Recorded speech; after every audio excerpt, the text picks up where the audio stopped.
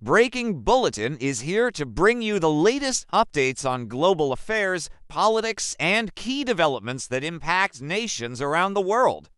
If you want to stay informed on critical issues, do not forget to like this video, share it with others, and comment below with your thoughts. Now, here is a question for you. Should the United States have any claim over Greenland, or should Greenland and Denmark resist any attempts at U.S. involvement? Let us know what you think in the comments. A change in plans for U.S. Vice President JD Vance has brought a sense of cautious relief to Greenland and Denmark. The Vice President and his wife have adjusted their itinerary for their visit to Greenland, a move that reduces the likelihood of encountering residents who remain frustrated over the Trump administration as previous efforts to annex the vast Arctic island. The couple was originally scheduled to visit Sisimiut, where Yusha Vance was set to attend the Avanada Kimusursu Dogsled race. Instead, they will now visit the U.S. Space Force outpost at Pichafik, a military installation located on Greenland's northwest coast. This change is seen as an effort to avoid direct confrontations with Greenlandic citizens, many of whom remain wary of U.S. intentions in the region. Former U.S. President Donald Trump sparked controversy during his first term by suggesting that the United States should acquire Greenland, a semi-autonomous Danish territory. Denmark, a NATO member and close U.S. ally, rejected the idea outright, and the people of Greenland strongly opposed the notion of American control over their land. Greenland is not just a remote Arctic island. It holds significant strategic importance as the nautical gateway to the Arctic and the North Atlantic. With China and Russia seeking greater access to its waterways and abundant natural resources, Greenland has become a focal point of global interest. Trump reiterated his stance in a recent interview on The Vance Show, stating that the United States must find a way to convince Greenlanders that annexation is in their best interest.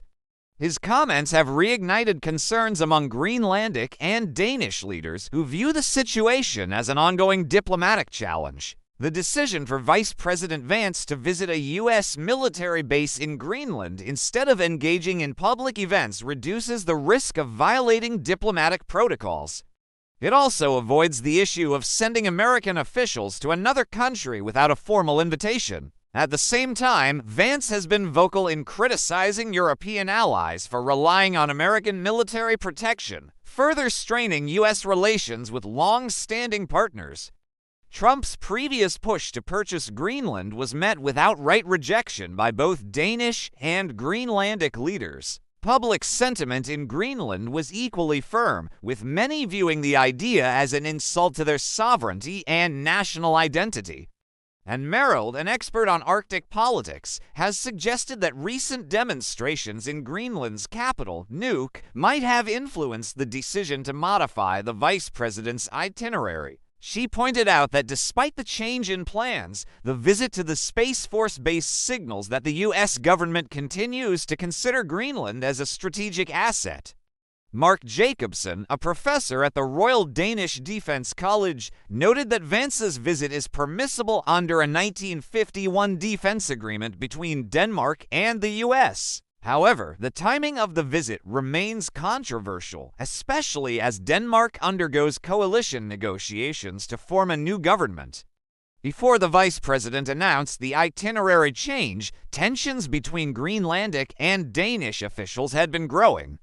Greenland's government made it clear in a statement that it had not extended any invitations for either official or private visits. Danish Prime Minister Mette Frederiksen also criticized the visit, calling it an unacceptable form of political pressure.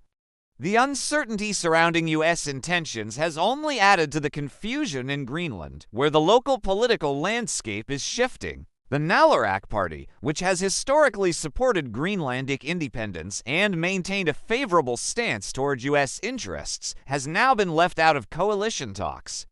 This exclusion suggests that the Trump administration's push for closer U.S.-Greenland relations could be having the opposite effect, driving Greenland's leadership closer to Denmark. One of the major challenges Greenland faces in its path toward independence is its economy.